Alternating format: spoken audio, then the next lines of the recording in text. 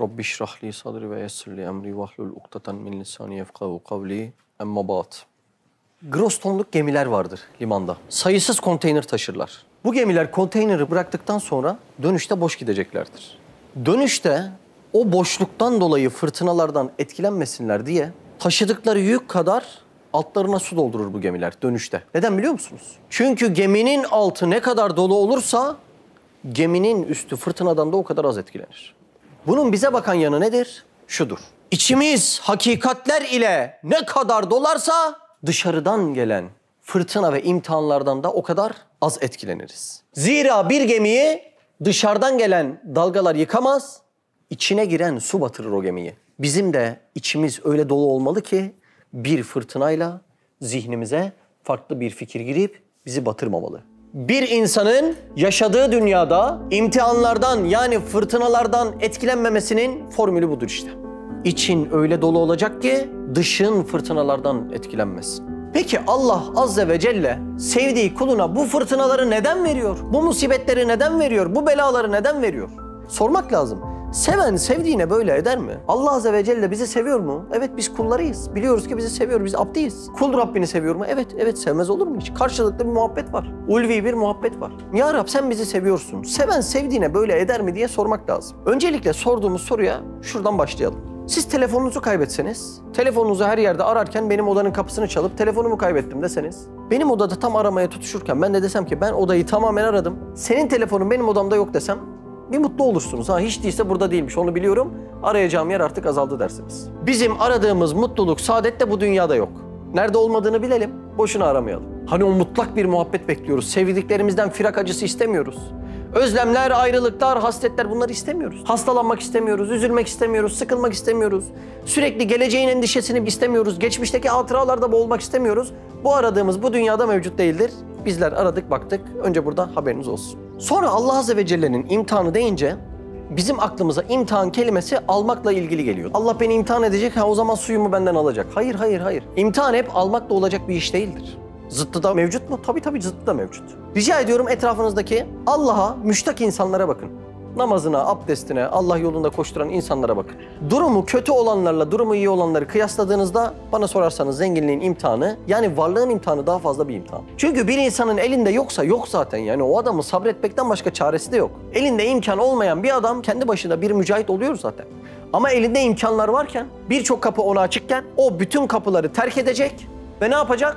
Tutacak da Allah'ın yoluna yürüyecek. Bu zahmetli bir olay. Başına gelen musibetlerin Allah Azze ve Celle'den geldiğini anlayabilmek için musibeti okumak çok önemlidir. Musibeti okumak için de ne lazımdır?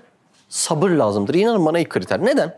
Şimdi şuraya bir ressam gelse ki çok fazla yarışmalarda ressamı ilk 1 dakika içinde elerler. Sonra 5. dakikadan sonra da elediklerine pişman olurlar. Çünkü ilk 1 dakikada o ressamın ne yaptığını anlamak çok güçtür. Öyle mi yaptı, böyle mi yaptı, şöyle mi yaptı?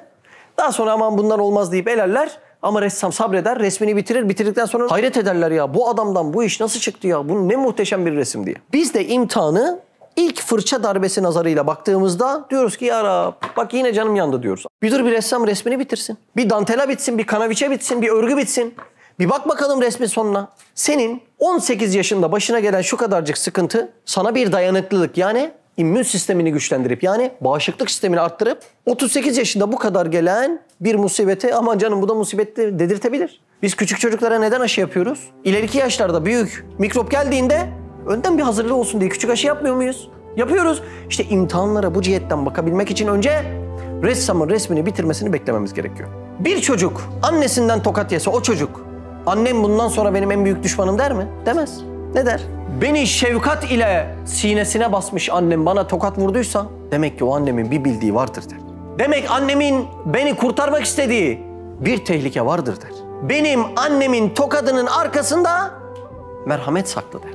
Demek o tokat annenin merhametli sinesine dönünsün diye atılmış. Peki sana sonsuz muhabbeti olan Allah'tan sana bela, musibet gelir mi? Haşa, imkanı yok. Senin başına gelen o imtihan başta bela görünse de resim bittikten sonra anlayacaksın ki Allah Azze ve Celle meğer sevgisinden ve merhametinden sana imtihan ile bazen bir şefkatli tokat vurmuş ki dışarıda yaban ellere gitme, Allah Azze ve Celle'nin şefkatli sinesine dön diye. Bu yüzden de şefkat tokadı ilerideki gelişimlerimiz için bir bebeğin aşısı gibi çok önemli.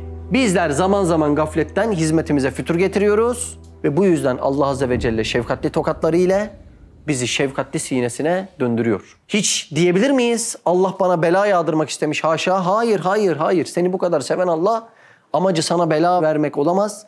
Resmin bitmesine müsaade edersen, sabredersen bela gibi gözüken şeyin arkasında merhamet olduğunu göreceksin. O yüzden bu tokatların adı da şefkat tokatıdır. Oldu mu? Üstad Hazretleri'nin şefkat tokatları meselesinde 9. diye bahsettiği Zühtü Ünal abimizdir.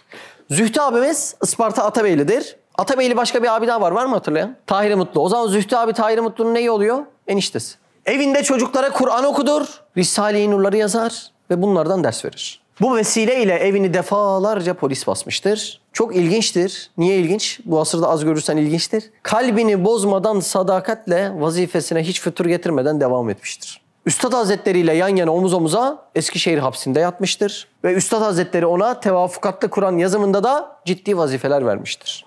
Üstad Hazretleri Hafız Zühtü Ünal abiden bahsederken sözlerin hameleleri diye bir tabir kullanır. Hamele taşıyıcı demektir.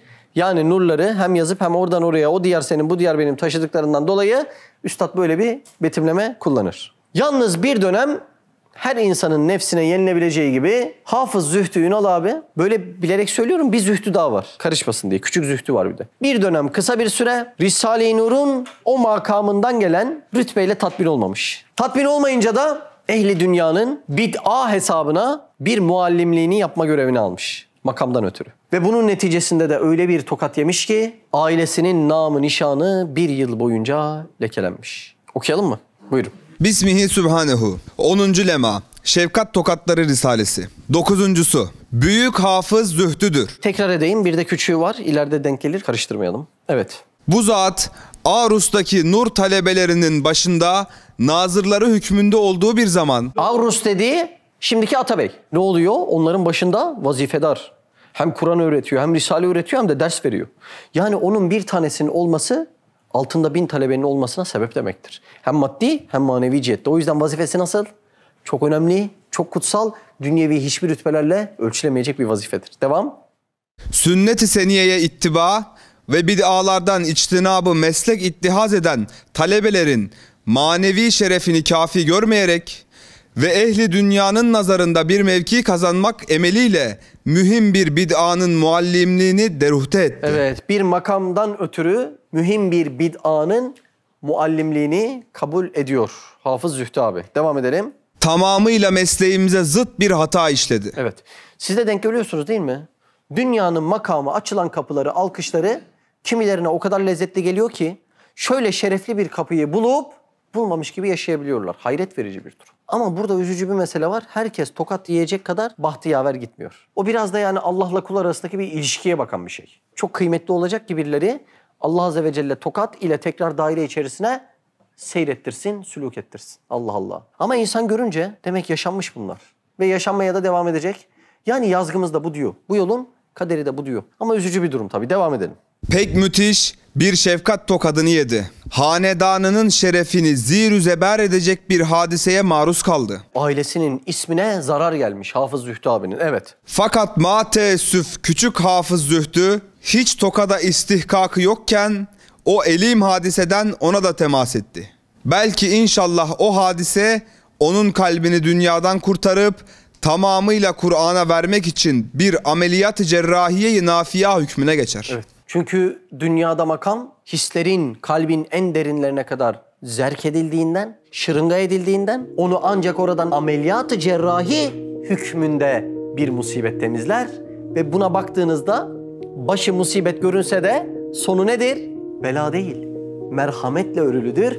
Allah Azze ve Celle hem onu dünyada bu daireye tekrar sokmuş hem de ahirette inşallah zannediyoruz ki o âli makamını kaybetmemesini istemiş. Ne kadar güzel. Yollar hep yılana benzetilir. Kıvrıldıkları için mi? Hayır. Ayrılık da zehirlidir derler. İşte tam o yüzden. Böyle şefkatli ve merhametli tokatları yiyoruz ki Rabbimizden ayrı kalıp o zehir ile biz de zehirlenmeyelim. Bizler bazen öyle gaflete sürükleniyoruz ki bir insanın, bir malın, bir servetin, bir makamın karşısında O olmadan yapamam diyoruz. Onsuz nefes alamam diyoruz. Nefesi verenin huzurunda. Subhaneke la ilme lena illa ma allamtena inneke entel alimul hakim ve ahiru davana enelhamdülillahi rabbil alemin. El Fatiha mesela.